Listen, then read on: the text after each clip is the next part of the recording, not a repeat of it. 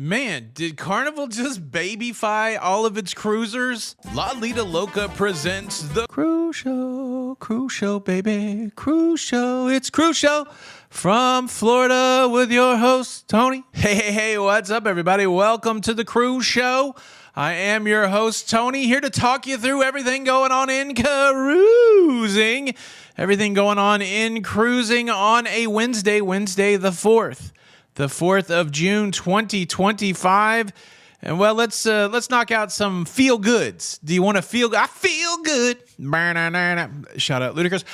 Look, this just happened. There was a steel cutting ceremony for a brand new cruise ship. This is often the first step in the process of building a new cruise ship. And this one's for the Oceania Sonata. Oceania Sonata. This ship's being built in Venice, in Italy. It's at the only shipyard I've ever been to, the Fincantieri Marghera shipyard. I think that's what it is. Man, Venice was wild. I just want to tell you that. If you've never been to Venice, just beware. You're going to travel around on James Bond boats, and you'll probably do it so much that you'll start being like, I don't want to be on a small boat again. But it's beautiful, and if you get a chance to go to Venice, go to Venice. Oceania, that's definitely a higher-end cruise brand. I've been on 10 different cruise lines. Oceania, not one of them. Have you ever been on Oceania? Congrats for your new cruise ship. We also have another cruise tax making headlines today in an effort to stave it off, to make sure it doesn't happen. This time we have the advocacy organization, the cruise advocacy organization, Cruise Scotland, telling the government of Scotland not to impose a new levy that would charge cruise ships more money to dock in Scotland. The new tax that is being proposed is supposed to help local authorities deal with tourism and the pressures that come with that for the infrastructure. They're looking to do a £3 to a £14 per passenger tax. But unsurprisingly, the cruise industry and Cruise Scotland doesn't like it, reminding the officials that are trying to pass this tax that cruising brings about £130 million of revenue to Scotland annually. And well, they suggest that that revenue may be at risk, that the government may deter cruise lines from coming to Scotland, cutting off that £130 million in revenue if they try to push a new tax on them. This whole project's currently in the research and exploration phase, so there's no date on when a tax may go into effect, but it seems like this is a common story from around the world. A common story from around the world. We'll keep our eyes on it. All right, let's talk about cruise loyalty, and let's talk specifically about one of the dangers of cruise loyalty. A story came out a few weeks ago about passengers that were sailing on the Carnival Miracle, particularly their highest loyalty level passengers, being notified that because there's too many passengers with the highest loyalty level, that some of their perks would be revoked for their sailing. And these are some pretty good perks. We're talking priority embarkation and disembarkation, not only on embarkation and disembarkation day, but also during the ports of call. It's so nice to skip the line when you go to a port of call where you have priority disembarkation. Well, there's so many platinum and diamonds on that sailing that they took it away. I guess it doesn't make sense because everybody may be getting off of the ship early. Carnival's going through a whole process right now where they're revamping their loyalty program, but I think all of the cruise lines may run into this issue. Many of these cruise lines have had these loyalty programs established for a long period of time. And look, it's one of those things. You set the goal of if you get to a certain level, you get these perks. People will get motivated to get these perks. Look, life is somewhat like a video game. If there is a mission to complete, if there is a badge to earn, if there is a goal to achieve, many people will do it. And then when you tie some sort of reward to it, man, all bets are off. So I know all kinds of people that won't cruise another cruise line because they want to grind out the loyalty on the track that they started, regardless of what the cruise line is. I don't like it. I don't like it. And the cruise lines, I think, have to do better.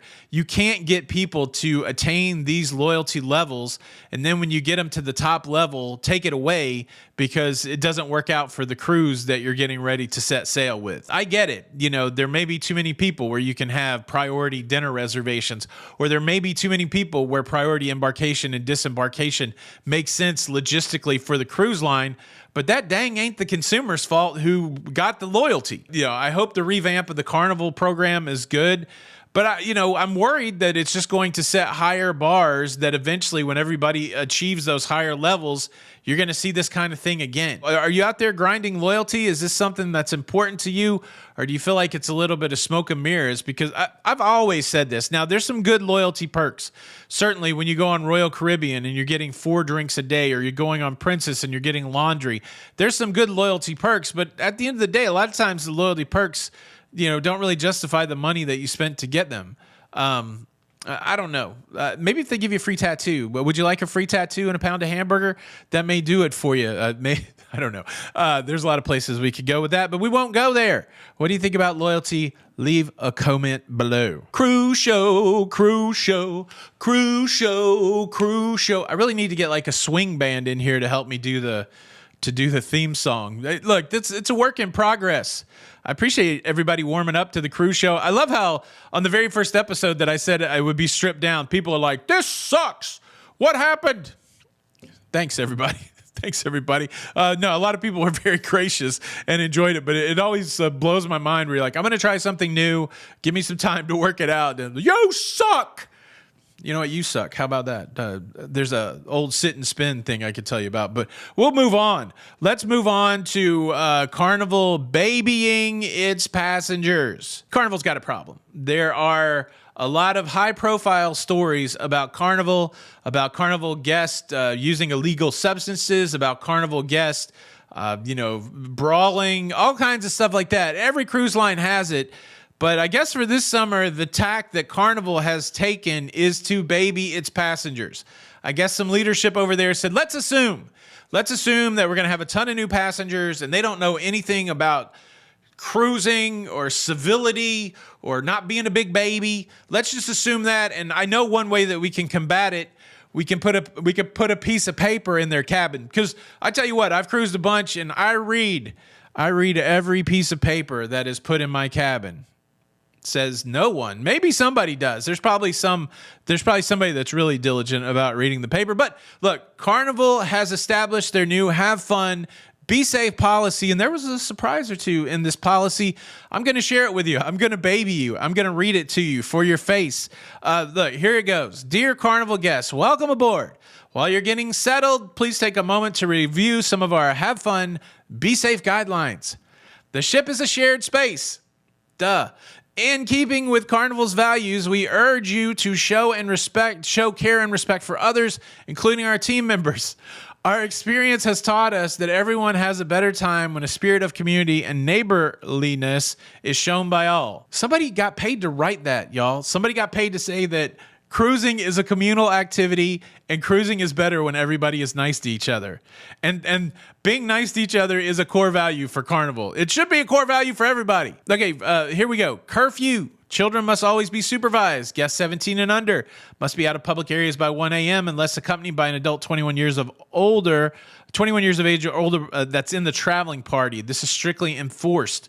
So thank goodness. They have to be in the traveling party. So like some 20-year-old, 21-year-old can't, make a friend with a 16-year-old and tote him around the cruise ship at 1 a.m. Holy moly. That's the curfew. Guest corridors. Please refrain from running and making noise. Disrupts other guests. Thank you. Yeah. I guess it has to be said because it happens all the time. People have to be told not to make noise in the corridors. Personal devices. For safety reasons, public announcements must be heard by all guests and crews. Consequently, guests must use earphones while listening to music or watching shows, movies on personal devices such as mobile phones, tablets, and laptops in public spaces. All speakers and radios are prohibited and will be confiscated. Could you just say don't be annoying? Could you just say that? Because this sounds stupid. For safety reasons, public announcements must be heard by all guests and crew. So make sure that you can hear all public announcements by wearing headphones. Is that a disconnect? I have noise canceling headphones and I can't hear the announcements on the aeroplane. So I have to make sure that when I see them giving the safety announcement, I take them off. So Carnival's saying if you want to be safe and hear all the announcements, put on your headphones.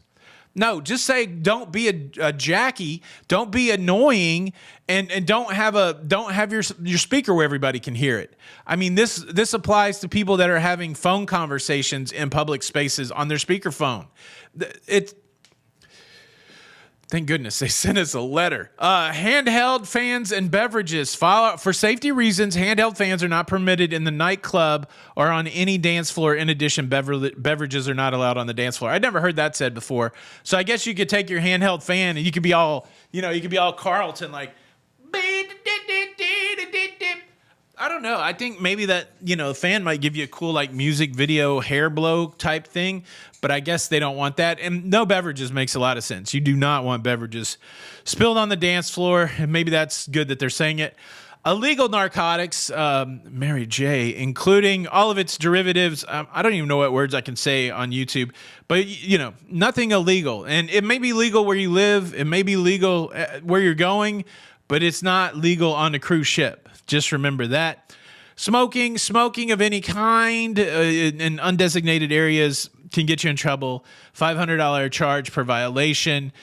Here's the big thing. Any guest who violates these policies or who could conduct affects the conduct. That's a real word. Any guest who violates these policies or whose conduct affects the comfort, enjoyment, safety, and well-being of other guests or crew will be fined, disembarked at their own expense, and banned to where was that place where they sent the Superman villains? General Zod. And banned from sailing on Carnival in the future. The ship's leaders and I are dedicated to your safety. This is our have fun, be safe, you're a big baby motto policy. And oddly missing from this letter is any mention of fighting, any mention of physical aggression. Which seems like that's a problem on cruise ships also sometimes. I think the letter primarily is one of those things that they can use as documentation if you violate these rules and you get banned from cruising or disembarked and you have to pay for your own way back. I feel like this would be like, hey, I told you it was going to happen, so you can't sue us. Maybe I'm being too harsh, but I tell you what, it really brings into question, do I want to cruise on a cruise line that babies me? Now, I love Carnival. I've done a lot of sailings on Carnival. I'm booked to sail on Carnival again. I'm not saying I would quit sailing Carnival, but I really do get annoyed with the babyfication, if that's even a word, of cruising. It feels like it could be done in a better way. I don't know if the letter is effective. Maybe they need counselors. Maybe they need counselors at the embarkation point just to set people down. Maybe there needs to be a class. Maybe there needs to be a mandatory how to cruise class, and maybe you can get out of it with a note from your psychologist or your doctor or something that says that you're not going to act a fool. Maybe that's what you need. Maybe that you have to get a passport. Maybe you need to get I'm not going to act like a fool on a cruise passport. What do you think? Does this annoy you that you're being treated like a baby, or do you think it's just a necessary evil for those that are going to be evil on a cruise? I do believe the audio version of this show is starting to show up on some of the podcast platforms. I found it on iHeartRadio and Spotify yesterday. I still haven't seen it on Apple Podcasts. Have you guys seen the show or able to listen to the show that way? Look, thank you so much for checking out the cruise show today. Episode 2 in the books. I feel pretty good. Thank you so much for watching. Tony for the cruise show presented by La Lita Loca. And until the next time, we'll see you on the Lido. But should I sing us out? Cruise show, cruise show. This was the number 2 episode of the cruise show. I'm your host, Tony. Gotta take my mama to lunch. Get it up, up, but do.